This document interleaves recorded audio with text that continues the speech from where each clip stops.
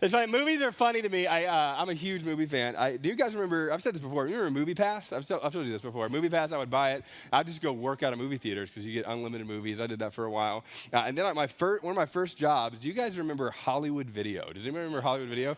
It was like, you know what, Blockbuster's going out of business. Let's give them a run for their money. Anyway, so they came and did that. And I worked there, and I would get free movie rentals back on VHS. You remember VHS? All right, if you don't know what VHS is, we used to have to rewind stuff, and they would charge you if you didn't rewind it. Do you remember that? Be kind. And I love this. What fascinated me about movies, though, was always like the story in the midst of it. And you know this, too. If you're a reader, if you're somebody who just loves movies or something, what's always fascinating about this is like the story. And then the other part that's so fascinating, I think, about this is like the tension within the story, right? It's always like these ups and downs, these movements of good tension and difficult things. And you have heroes that are overcoming stuff and villains that are overcoming stuff. And the best movies are when you're not sure who the villain is. You ever seen this? Like they're all overcoming things, and you're like, hey, that's just a rough thing. You see that? And I remember being so fascinated by this. And I remember as a kid, I wasn't drawn to like cartoons as much. I was drawn to like stories. One of my favorite one was Homeward Bound. Anybody remember Homeward Bound? Come on with Shadow. You know what I'm talking about? Like, I wanted a golden retriever because of that movie. Still want to go. Anyway, and there's this piece of me that I was like, I just loved the story of it. And then I remember growing up, though, I had a fairly boring story. I don't know if you were like me, but like I didn't get into a ton of trouble. I mean, I got into a little bit. I didn't get into a ton of trouble. I was a decent kid. But I remember just thinking like there are times where my story just feels a little bit boring. I should go do something. You know what I mean? Anybody ever feel that way? My mom would be like, no, you shouldn't go do something. It's like, okay. And we'd have these moments of my life where I remember thinking early on, I would pray this. I was like, God, I want something to happen in my life that's significant and matters, right? Now, some of you prayed that prayer when you were a kid too, right? You'd pray prayers around like, hey, I want my life to matter. Anybody go to youth camp? You remember going to youth camp as a kid or middle school or high school? So you would confess all your sins or burn or whatever the stick was. And then the last night of, this is my youth camps, Hanson, and you burn the stick. I've never listened to secular music again. I don't know. And I'm a Hanson fan. Anyway, so there's a little bit of this where I remember praying these prayers at the end of these all over again. I was like, God, it's not for me, but I want something to happen. I want to see something in my life that matters. And I remember praying this as a kid. And then early on, I pretty much knew. I mean, I told you before I wanted to be like the next John Mayer for a while. And then outside of that, I thought I was going to be a Major League Baseball player. You didn't think that, but I did. But outside of that, I knew that I wanted to plant a church one day, and I knew that I wanted to do that. And I remember praying about that pretty young. And what's so cool, Chris Borjas here, I don't know if he's in the room. I think he's out there. Is he in the room? Where's Chris at? Everybody say hey to Chris Borjas. Chris, stand up. I'm going to embarrass you just for a second. Everybody say hey to Chris Borjas. Yeah, Chris Borjas. They're clapping. They're not sure why they're clapping. But I'll tell you. So Chris Borja may have been the first person that attended our church. I really think he was one of the first people that was a part of it. And we didn't know anybody in the city, and Chris runs a thing called Connected, and he was very connected. And we're like, that just seems to make sense. And he came, and he was a part of it. And we used to do these like set up and tear down days. Some of you remember this, in hotel ballrooms. And we get for $300 a weekend because it takes us a whole day to set stuff up because anyway. And then we'd go do a service. I'll never forget, one of the first ones we did, Chris was standing in the back with me, and we were tearing stuff down. I'll never forget this. I was a little discouraged. We just come out of Cohatch, where we grew our online church from like 60 to 80 people to like 12. And then we decided to make the big jump to go meet in person. And 70-ish people showed up the first night, which is great. And I remember looking at Chris, though, in the back, and I think he could tell I was a little discouraged about it. And Chris goes, it was so cool about this place. He said this. He said, it's significant enough because it's special. There's a lot of great churches in Columbus, but there's something about this that's special. And he said this. He said, there's going to be a day where there's a whole lot more people that are being impacted by this than you realize even tonight. And I appreciated that. And I also went, there was like 60, 70 people here tonight. And I love this about Chris. Chris actually probably saw more into the future than we were able to do early on. And what you know this, if you've ever started anything, there's something about when you first start something that all it is kind of a vision and a dream. All it is like a one day we hope, or, I remember raising money and I'd cast vision to people and they were like, well, tell me about what you're doing. I was like, well, currently I'm working out of a closet. But outside of that, this is what we believe God is going to do. And the cool part about this is we just begin to see people who would come to our church, and I said this last week, who would come to our church, and at the beginning it was a church that was like a church that you showed up to. And they were a group of people that were like building it and setting up and tearing down, like all this kind of stuff. But for most people that came to our church in the earliest parts, it was like a church. It was a church that I went to, a church that I found out about online, a church where there was a couple with a little, selfie video, a church where there was marketing, a church where I met a guy named Ryan, a church where I met a guy named Zach, like all that kind of stuff. It was a church. And then along the way, and for most people it happened pretty quick, a church became like this church that I attend. Like I show up to this church, I'm a part of it. I like slowly, like this became like this church that we're a part of. And then there were people, and I've said this to you before, we said this last week, that you felt like a participant, but it never felt personal to you. Like you came and you sat, and you experienced, and you were part of it. And then I said this last week too, and then there were a lot of people early on that sort of kept a safe distance by consuming it, but not contributing to it. And so it continued to grow, and we have a handful of volunteers. And I'll never forget, we did our first New to Nuvo, and there was like, 50 people that showed up to it. And I remember I had this conversation before I went up and talked about it. And everybody that was on the team then was, I guess I have this thing where I go in too hard, is what they would say. Like, they used to say, like, we went really hard in the paint today. And I'm like, I'm not Kevin Durant. You know what I mean? I'm not like, that was the thing. You went really hard. And I was like, I'm just going to say it. And that day, I looked at those 50 people, and I said, hey, here's what we want you to do. I want you to start giving to our church. I want you to start volunteering every time we do a pop-up gathering. I want you to come on your Saturdays and be a part of this. And then I said, I want you to invite everybody you know. And honestly, for most people, the inviting was the scariest part. But we said, that's what we want you to do. And I love this. Out of that day, about 35 of those people said, hey, we're going to be all in. And I don't even know that they fully knew what they were saying that they were going to be all into. But a church went from this church that eventually went to like my church. And this church that was a church that became like this church became something that was very personal for people. And I love this, and you know this too. There are so many churches in Columbus. There are so many places that you could go to. In fact, when we visited Columbus the first time, my biggest struggle was how many great churches there were. I remember saying this, like there's so many churches. Does Columbus need another church? And I don't think Columbus just needs another church. I'm in all these church planting organizations like, let's just plant as many churches as we can. I was like, yeah, but they don't all need to be copycats. Like, well, how is it unique? What's different? And I'll never forget, we would visit other churches, and I would sit there, and I was like, I might attend this church. I don't know that I would ever invite somebody to this church that wasn't a follower of Jesus. And we would go around, and we felt that sort of thing a lot. And then we started getting to these places in the life of our church. We would have these like crossroads along the way, where it was like this was going to be a moment for us. It was when we kind of launched, that was going to be a moment for us. And then 3 months later, we lost the building that we were in. We had no idea what we were going to do. That was like a sort of like a crossroads for us. We had these moments where I'll never forget, you don't talk about giving. Some of you don't know this. In church planting, you don't really talk about giving the way that we did in the first year.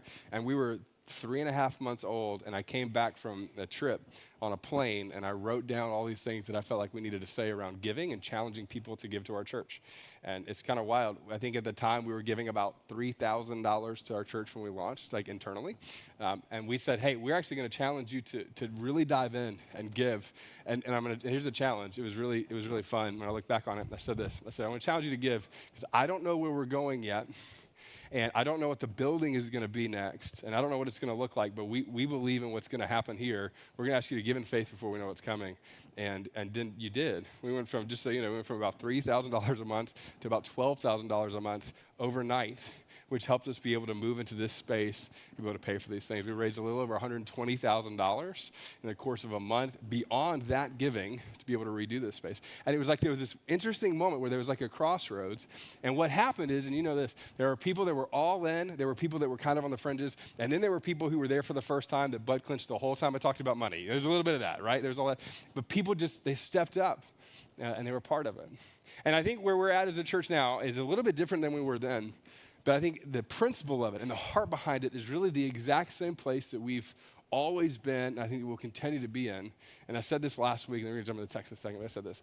The greatest temptation of our church, especially right now, will be to choose comfort over calling and what God has called us to do.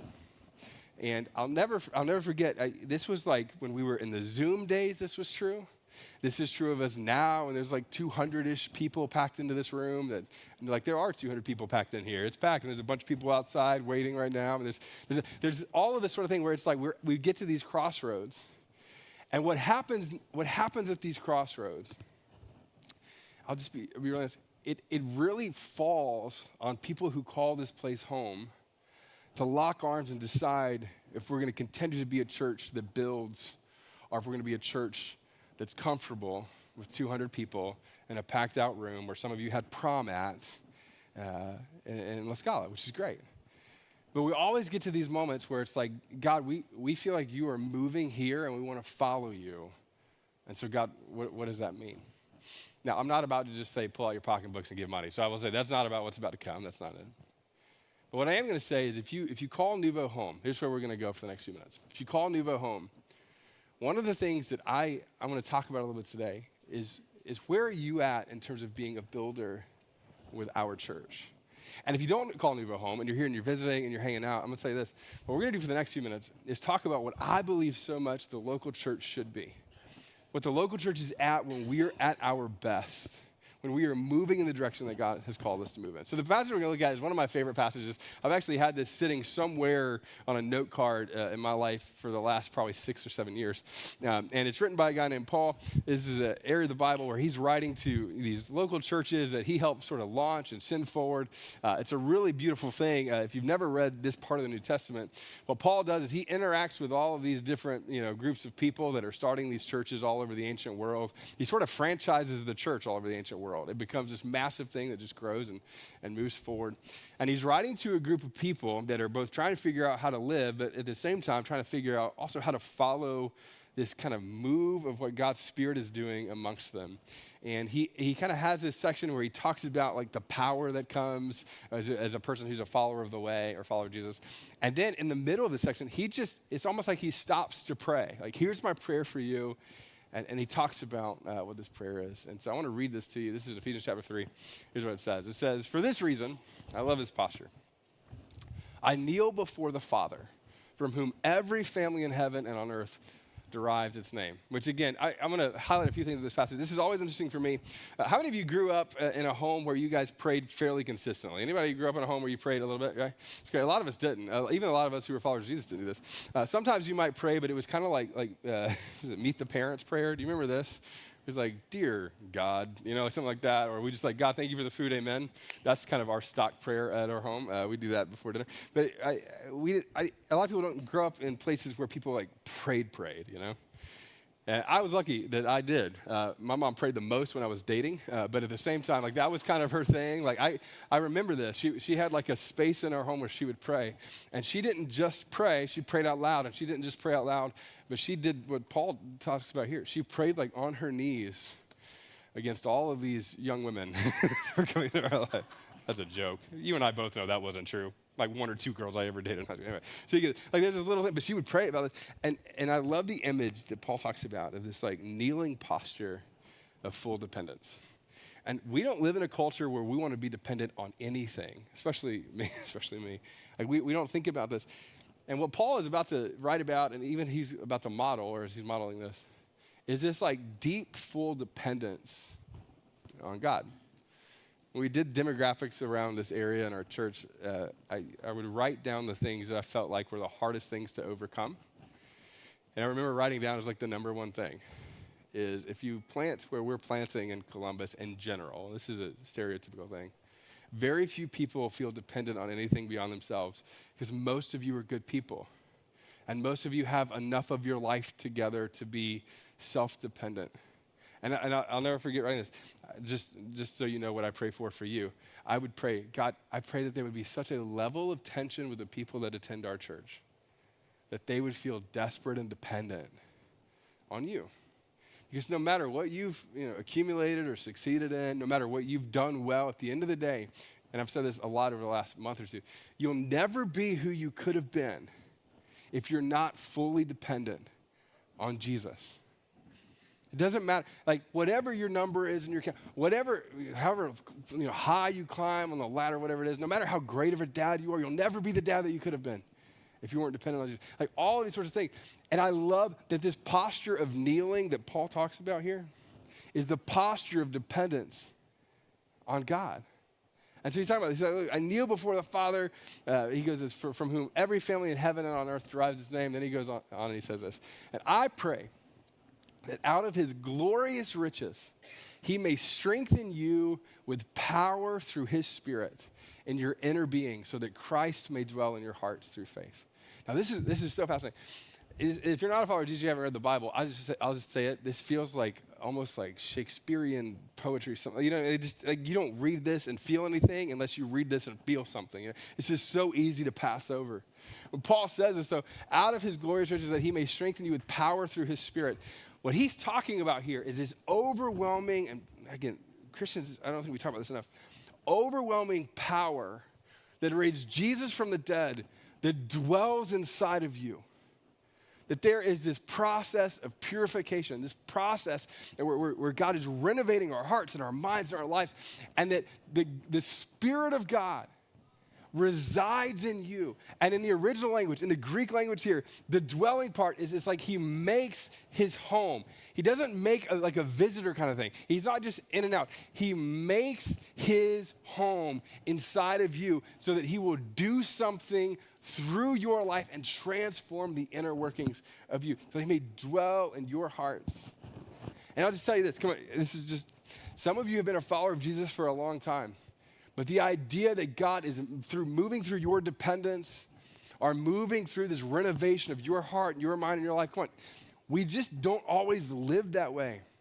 We live in our strength. We live in what we're good at. We live in those things. But we don't live this dependence and this understanding of God dwelling and moving through us. And then he goes on and he says this. He says, so I pray that you, being rooted, somebody described it this way.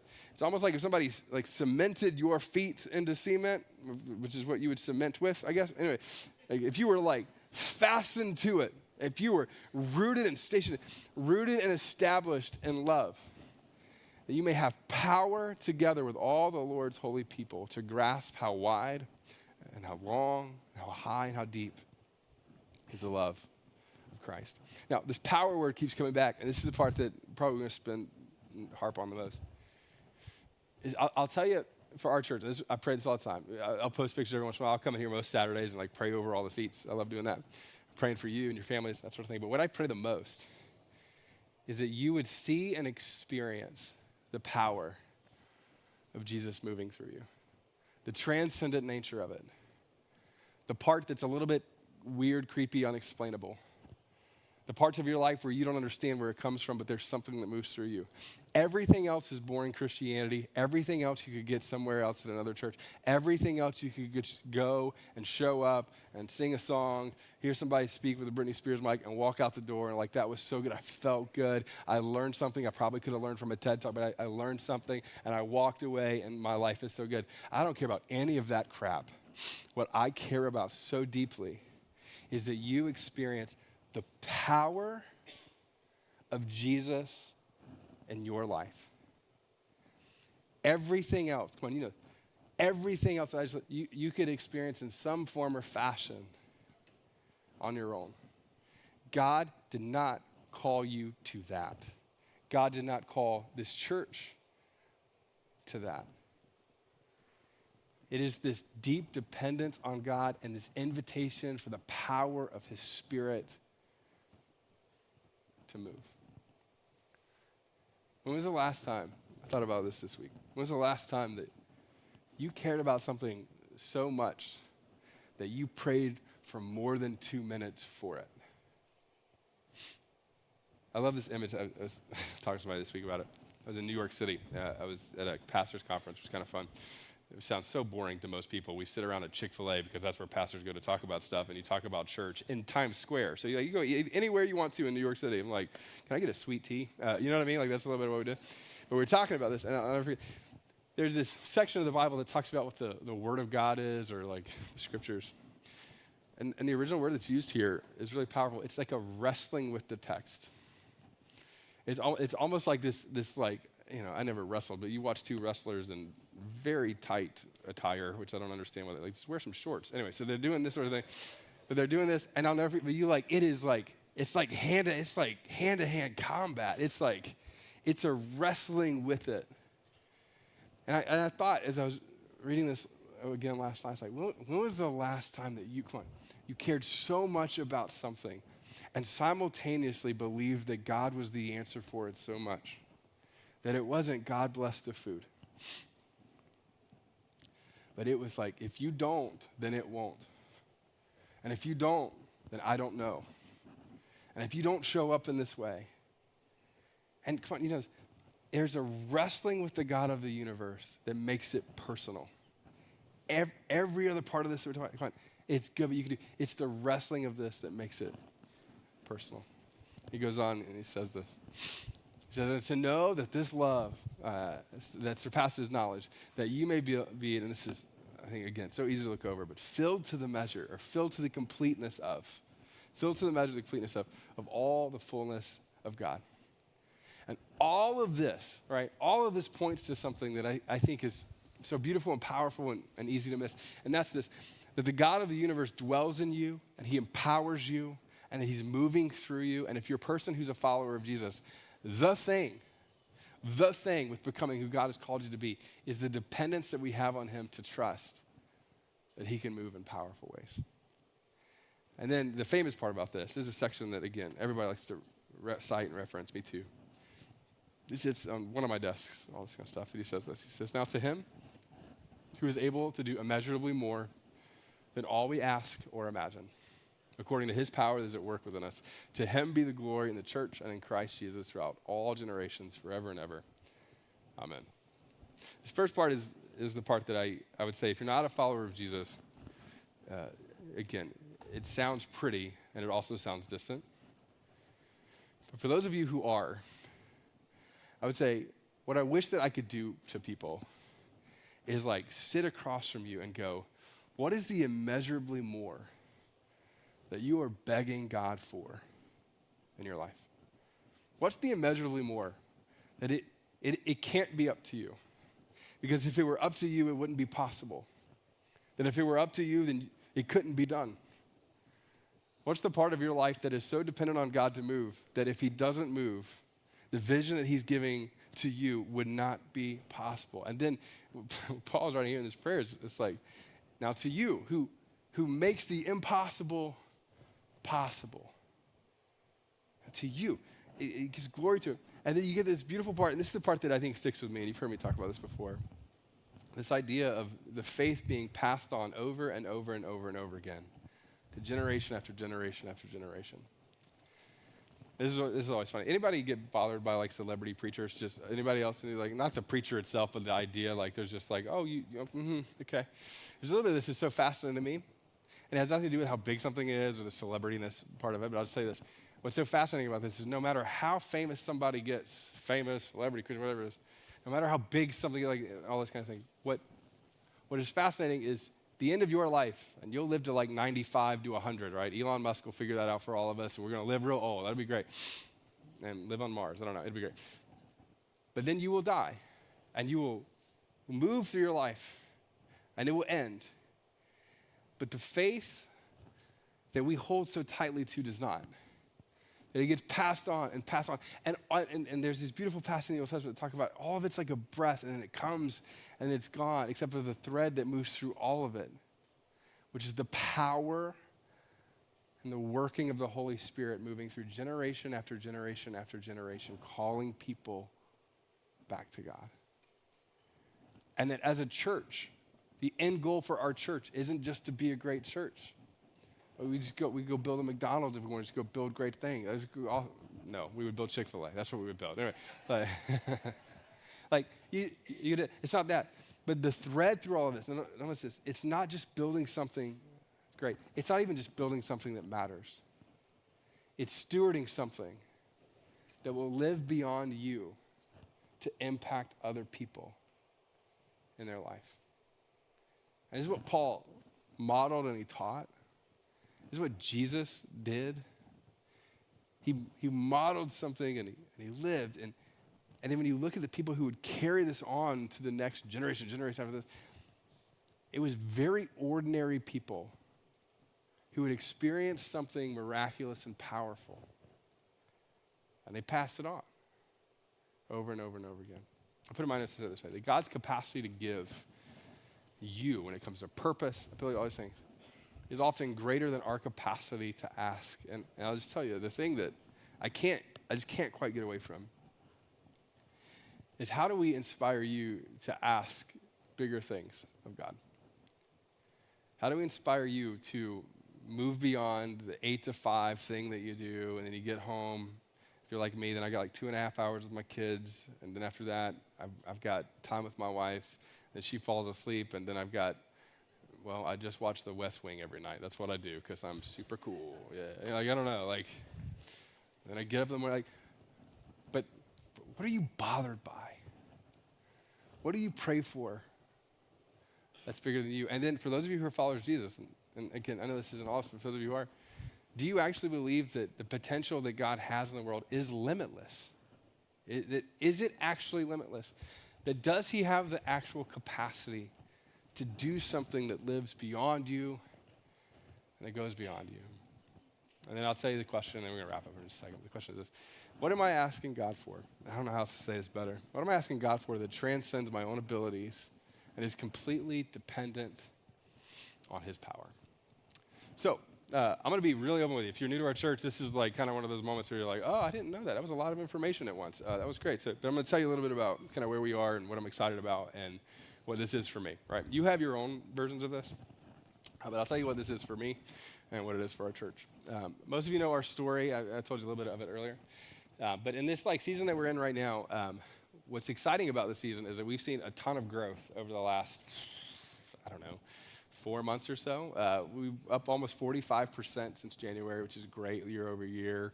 All of the things are heading in the up and the right kind of right direction, which feels great. It's so fun to talk about. It's so fun to see and experience. Like some of you are uncomfortable because it's warm in the room, because your body heat is more than our air conditioning can accommodate for, which is great and exciting. If you're me, for you it's not, but that's great. You know what I mean? Those are all good things. And we've seen God do incredible things. We've got 7 more baptisms on the dock. We've just seen life change over and over and over again. Tons of new people, all these great things. And I'll tell you the thing that like I just keep wrestling through amongst all of that is all of that is incredible. And I said this at the beginning of the message, but we are at one of those critical junctures in the life of our church. And the critical juncture that we're in, and it's, I think, probably one of the most dangerous places to be in as a church, is that our capacity to do what we do and to create something that's, I think, great is pretty high. And we're doing a great job at it.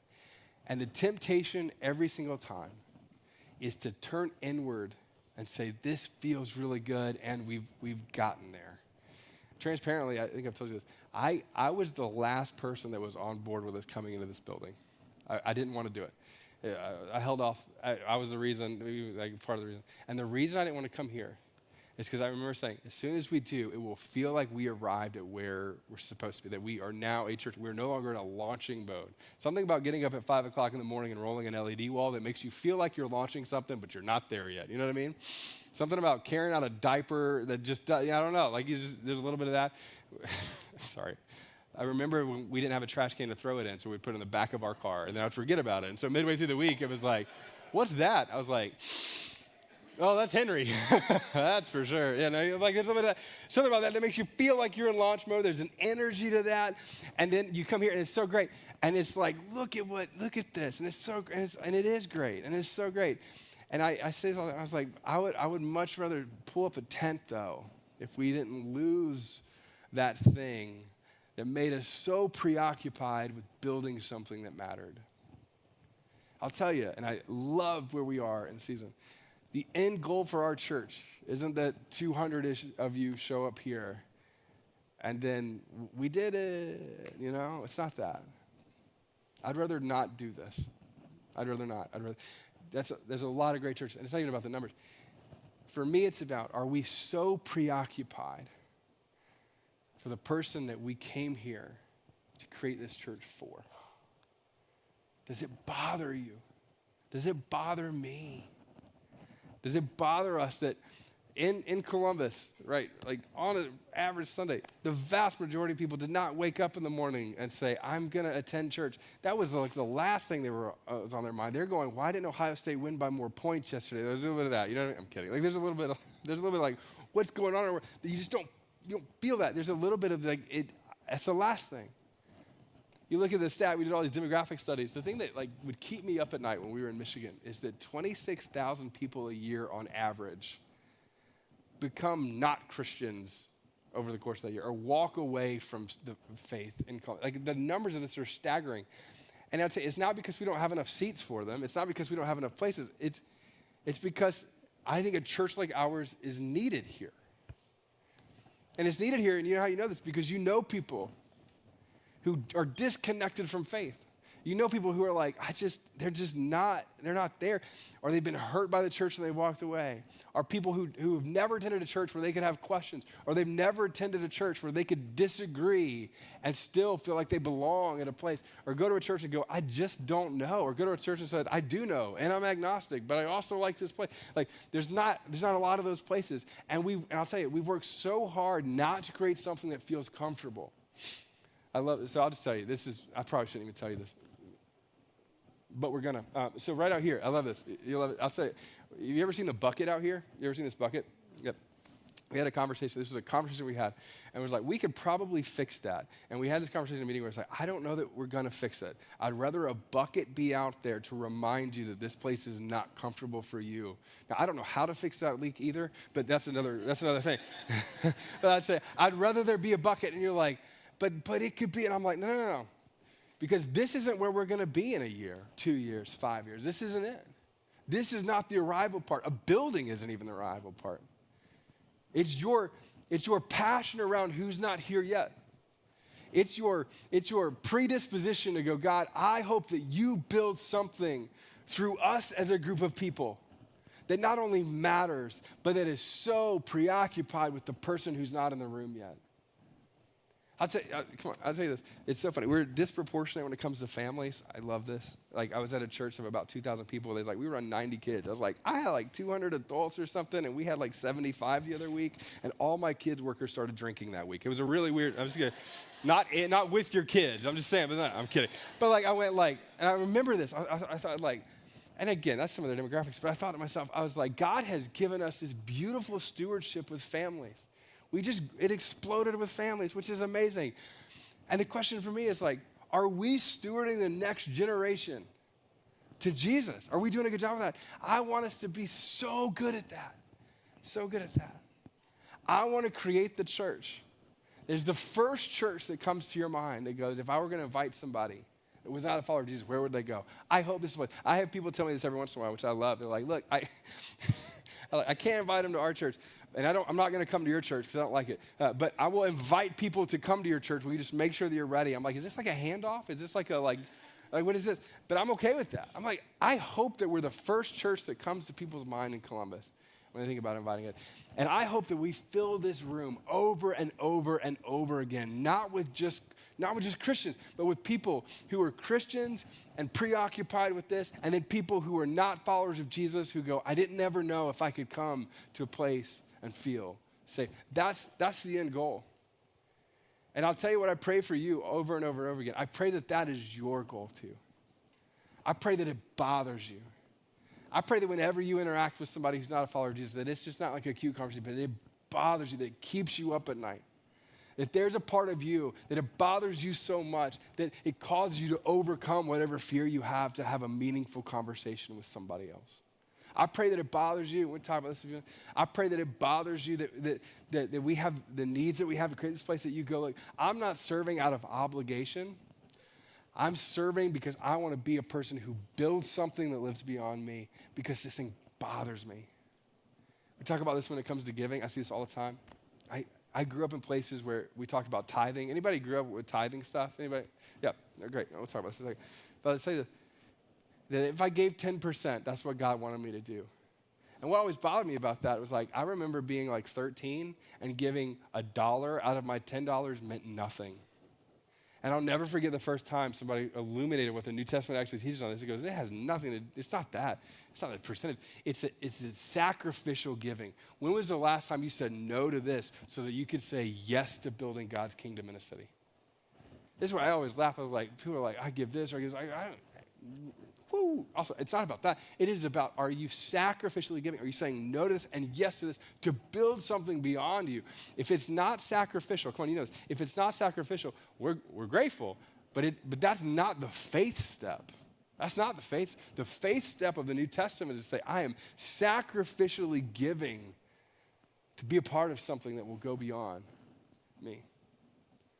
And at the end of the day, what I feel so deep in my spirit about our church is that there are a lot of great churches here, but this church will be one of the churches that I think God uses in Columbus to actually create space for those people who are far from God or are curious about God, but have lost hope if they could figure it out, or have lost hope in a community of faith where they could actually come and disagree and sit next to somebody at a dinner party who disagrees with them completely politically, and you go, I just want to fight, but I can't because I'm going to love you and we're going to figure this out. And they both grow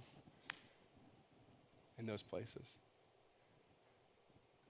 That there's a church that's not afraid to be with people who are not followers of the way, but prefer it. You could go to a church where everybody else agrees with you, and you could go to a church where everybody else is like you. But we decided early that that's not what we were going to build. And I think that sort of thing here is one of the things that I think God is going to use to make an impact in our city. I put in my notes, I said this way: the local church is God's chosen entity to unleash the power and the love into the world that we just talked about. And so the two questions that I want to bother you, these are the questions that if you say, hey, it's not just a church, but like this is this church or a church that I'm bought into or part of, two questions are this: what might God do through me?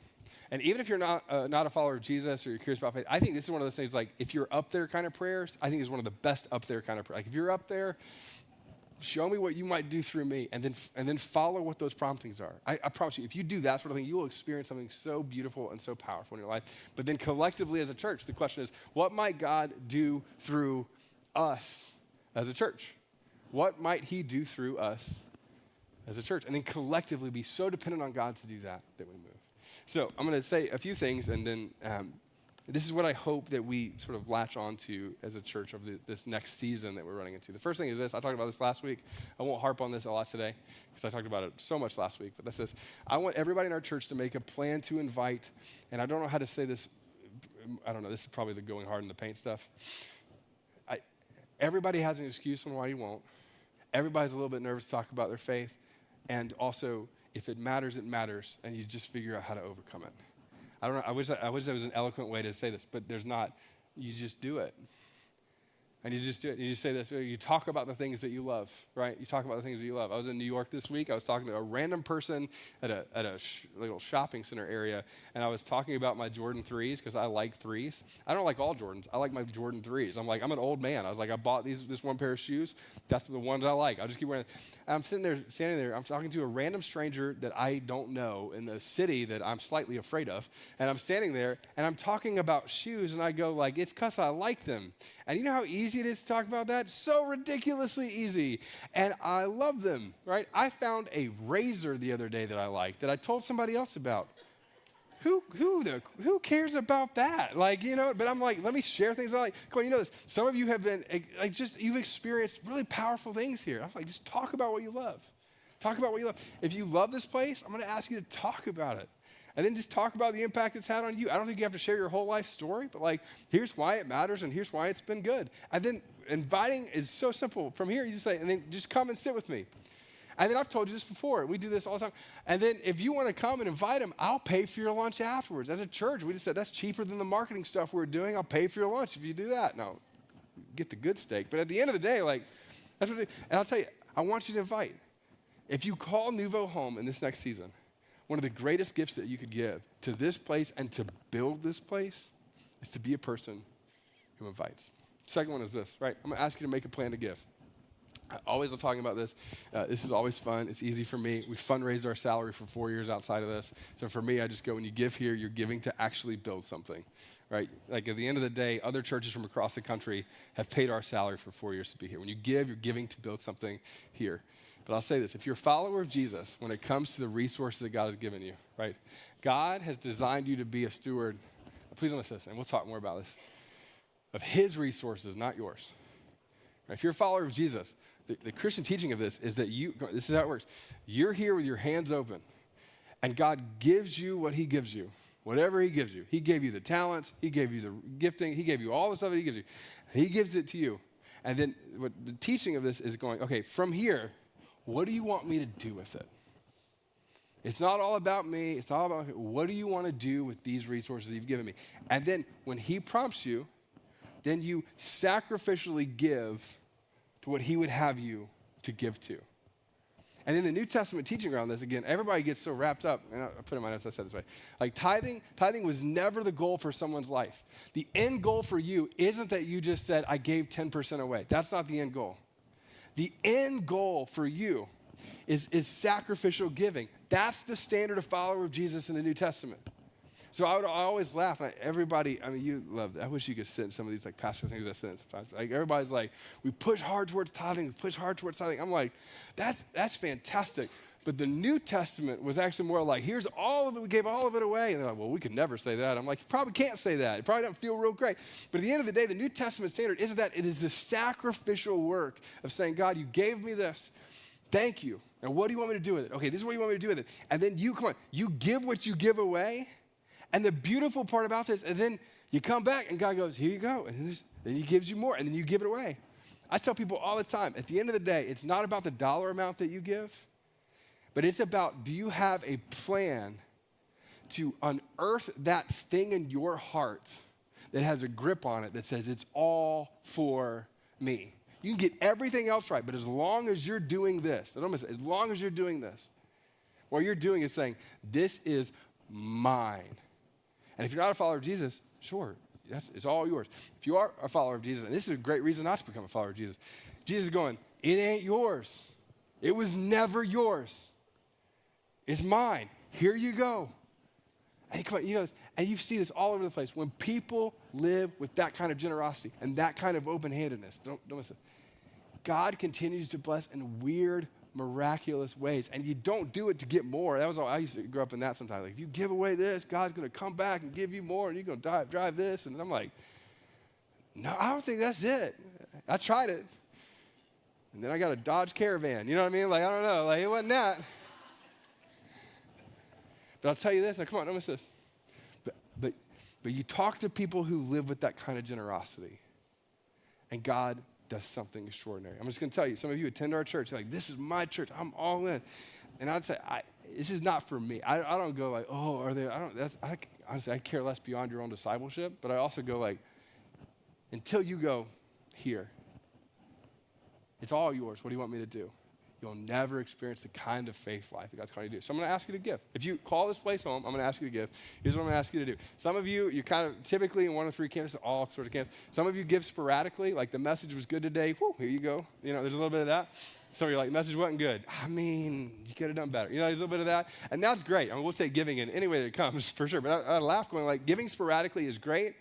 But it has nothing to do with faith, right? You give sporadically to like pet commercials with Sarah McLachlan playing in the background at the Super Bowl, and you're like, I was moved emotionally and then I gave. Nothing wrong with that. It's just not a faith step. Now, if you've never given before, you should try giving sporadically. I think it's a step on the journey, but it is not the step in terms of faith. Some of you, then it comes to this, like giving intentionally, going like, I'm going to slice off a portion of my income to say I'm going to uproot that thing in my heart that acknowledges that it's for me. And I always tell people, like, everybody just say tithe. This is where the tithe is. Tell them to give 10%. I think some of you should give 10%. Some of you should give 5%. And some of you should give 65% or 80%, because until you do, you will never feel the release of that. It is not about how much. It's not even about the percentage. It is about, am I taking a faith step to do this? And I'll just say this. It's always awkward, and I always make people a little bit nervous when I say this. If you don't trust us as a church to do that, okay, I wish you did. I think it's a great place. Go give to another church. Attend our church, go give to another church, and then just follow the same step. Because until you do, you will never, ever know what the generosity thing is in your heart and the release that it has on you. And then the last one is this, where you learn to give sacrificially. So it's not like this like percentage thing, but like I've decided that I'm systematically going to do this to release this. But then beyond that, I'm going to ask God, what else do you want to do? And this is like the Jedi level version of it, right? The Jedi level version of it is going, I've systematically tried to unearth this thing in my heart. Jesus talks about money more than he talks about sex in the New Testament. Jesus talks about money more than he talks about just about anything else. All the other sins I was seeing is fascinating. People want to talk about. Jesus talks about this greed thing more than anything else. And I'll just tell you, the living generously in the way that is taught is to go, what else do you want to do? How else do you want me to steward my money? And then you feel that in the midst of it.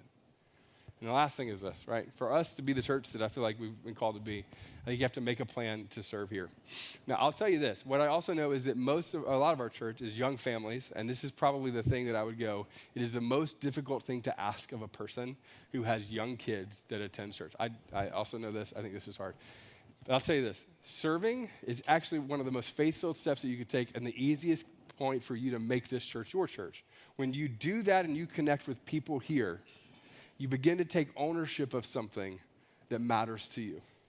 And so if I can convince you to serve, it's not just because I want you to serve, even though we want you to serve, but for me, I'm going like, there's something about going, here you go. I'm going to give this same principle with my time to be a part of something that will live beyond me. And I'll just tell you this I'll say all the things that a pastor's not supposed to say. It will never feel easy. It will always feel sacrificial. There's a lot of mornings that you'll wake up and go, I could be doing a lot of other things, mainly sleep, which is great. All those things are true. And it doesn't magically go away until you see something like Piper's baptism. And I think to myself, that story is connected to all of our volunteers and kids. That story is connected to all the people who get up here early. Like, come on, you know this. There's things about that. Some of you have seen these stories all over church, and you go like, what are those things? There's something about that reminds you that what you're doing is beyond you. So, with that said, I'm going to tell you the sort of announcement that we've been talking about for a while, and then we're going to wrap up. Because we've grown, because we've seen these things happen, and because I believe that you're going to follow us into kind of this sort of thing, we're moving into a step in October where we're moving to 2 services here at our church, which will be great for things like air conditioning in here. That'll be fantastic. Also, our relationship with the fire marshal. I think that'll grow in significance. I think that'll be great too. But I'm going to tell you this. Where we're headed soon is this really kind of exciting thing where we're going to move to 2 services, and it's because God's been blessing us, and we've been growing in a lot of ways. But I'm going to tell you this ahead of it. If you're here and you're new, or if you're new to our church, this is less for you. But if you call Nuvo home, this is for you. I would say to take the step that we're about to take, and then to take the steps that we're going to take after this, which we'll be telling you about soon, it will require us to engage in the ways that we just talked about. For us to move to 2 services and kids, we're almost there with leaders, but we're not there yet. We need you to step up, and we need you to serve in kids. For us to move to where we're going to go, I'll just tell you this. We're right at the brink. I've told you this about this room. It's maddening. The great thing about this room is that we can pack it at 1 service. The maddening thing about this is sometimes you go to 2 services, and one will have like 100 people, and one will have like 30, you know? And that's not fun for anybody, right? There's a little bit of that. And so I'll just tell you, some of you, we're going to ask you to not just pick which one you want to go to. We're going to ask you to come to one or the other, right? For somebody else. We're going to ask you to come and serve one, and we're going to ask you to attend one, right? We're going to ask you to do these sorts of things. And I'll tell you, for us to do this too, I'll tell you, the inviting piece is a big deal for us. There's a lot of people that have just we've grown so much, but I also go for us to take this next step. We didn't come here just to do 1 service. We didn't come here just to do 2 services. We came here to do like 10 in this room, and I'll just tell you, it's exciting and it's great, but there are more people in our city who need Jesus and need a church like this. We're going to ask you to come, and we're going to ask you to invite and be a part of it.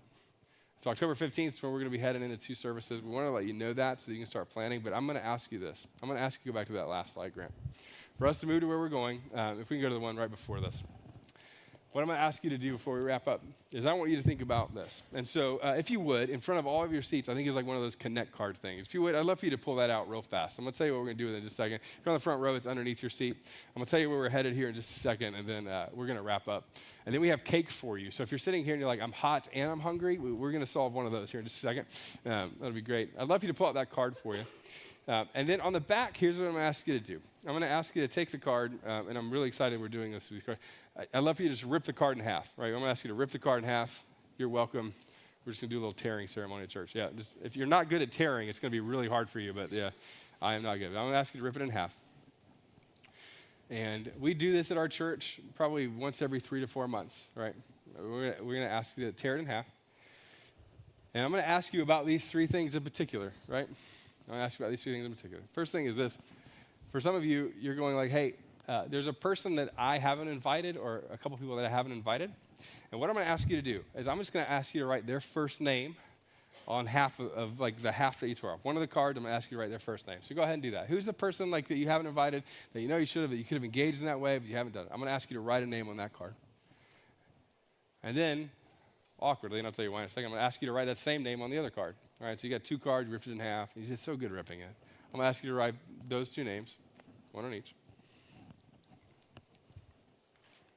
And I'm going to ask you to put one of those cards aside, all right? I'll tell you what to do with that in a second. Just put one of those cards aside that has just the name on it. And the second question is this. So it's making a plan to give, right? Here's what I'm going to ask you to do, right? I'm going to ask you to put like a blank space line, right? I'm going to ask you to put a blank space line on this. No one's going to see this card but you, right? This card you're writing right now. Ask you to put a blank space line. And this is what I'm going to ask you. I'm going to ask you to take this card with you and pray over it. And I'm going to ask you to go, what does sacrificial giving look like for me? I'm not going to know that. No one else is going to know that. But what I would love for you to do is think about this and pray about it. And I want you to write a number on that card by the end of the week. And I'm not going to ask you to bring it back. There's not this like, and then I committed. It's not that. I want you to know what sacrificial giving is for you. And then I want you to decide if you're going to do it. That's it. Now, I would say like, no, not right now is a fine answer. There are people who will say that. I've said that before in my life. I totally get it. Yeah. But I want you to at least know what it is for you. I want you to know what sacrificial giving is. And then I just want you to start praying. When am I going to be ready to do that? When am I going to follow Jesus into whatever that number is when it comes to sacrificially giving? And then the last thing, when it comes to the serving part. So you've got like 3 lines. You've got a name. You've got a blank line that I'm going to ask you to fill out later. But on the third thing, I'm going to ask you to ask yourself this question. God, what do you want me to do? I want you to write that down. God, what do you want me to do? I know it feels overly simple. I'm going to tell you what to do in a second. God, what do you want me to do? And then here's what I'm praying, right? I'm praying that God speaks to you on those 3 things. That when it comes to the invite, this is like, I'm going to invite this person or these people. When it comes to like sacrificial giving, that you at least acknowledge what it would be. And then decide if you're going to do it. Just decide. Decide if you're going to systematically do it, what that looks like. Decide what sacrificial giving actually is for you. And you get to pick. Is it like, I'm not going to do lattes for a day a week? I don't know. Or is it like, no, I'm going to really feel it. I'm going to dive in here. Whatever that is, I want you to figure out what that is, and I want you to acknowledge what that is, and then determine if you're going to do it. And then the last thing is simply asking, God, what do you want me to do? And I want you to ask him. And everything in you, especially if you're like a logical brain like me, is going to resist any prompting that comes next. If the very next prompting that comes is like move to Africa and do the thing, that's great. I don't know that that's it, but maybe. Like it might be for you. But I'm going to ask you, like, what is it? What do you actually want me to do? And how do you want me to serve? I want you to answer that thing honestly. And I want you to take that card, and I want you to put it somewhere where you're going to see it. So here's what I'm going to ask you to do for those of you who are guys in the room. You got your little folding wallets. You guys got your folding wallets? If you've got a folding wallet, I'm going to ask you to put that card in your folding wallet because you're going to open the wallet this week. I know you're going to open that. And every time you open that wallet, I'm going to ask you to think about those 3 things and pray for it. I have no idea, women, where to tell you to put it. I don't know how your wallets work, but usually it's a big old purse. I don't want you to put it in there because you'll lose it and you'll never see it again. I know how that works. You'll never see it. But I want you to figure out where you're going to put that and figure out where it's going to go. And I'm going to ask you to ask yourself consistently those 3 things. So let me pray for us. I'm going to wrap us up here in just a second, and we'll go from there. So, Father, thank you so much. Thank you so much that you are moving in the life of our church, that you're moving in the life of these people, that you are unifying us, and that you are calling us to what's next. I pray that half sheet of a card, and I pray that it bothers us. I pray that it actually bothers us, and that we develop answers around those things, and that we follow you and trust you in it. I pray for the person in this room when it comes to the invite stuff that we talked about last week, a little bit today, where that feels overwhelming. God, I pray that you would help them to feel overwhelmed and do everything that we just read about. And that we would trust you in those steps. That we would invite. And I pray for the person in the room when it comes to sacrificial giving, that feels like a way out there kind of step. God, I pray that you would just help them to be really honest, at least about what that would mean, and then determine if they're going to take the steps and trust you with it or not. I pray that they would just own that. Like actually own what that would look like and what that would mean. And God, when it comes to serving, God, I pray that you would help us to realize you really do want to do something through us. And there's going to be people in this room that pray that prayer, and the answer to that question is something big and something to start and something to pursue. God, I pray that you would help them to do that. Many people that are going to do that, it's going to be somewhere they can serve here and take a step. That's great too. I pray that you give them the courage and craft out the margin to do it. For some people, it's going to be something that feels odd, but I pray that they would follow you in obedience in that as well. And Father, as a church, we just ask that you would make us fully dependent on you. Individually, all of our success, individually, all of our comfort, I pray that you would disrupt it and that you would make us desperate for you to move. I pray that you would break our hearts for people. And I pray that the stories that get told over the next year, 5 years, 10 years, would not be about things that happened in our own strength or our own power. That it would be a group of people who are fully dependent on you. I pray that you would expand our faith, not just in our head or in knowledge, but in our obedience and experience. And that you would move through these people. It's in Jesus' name we pray. Amen.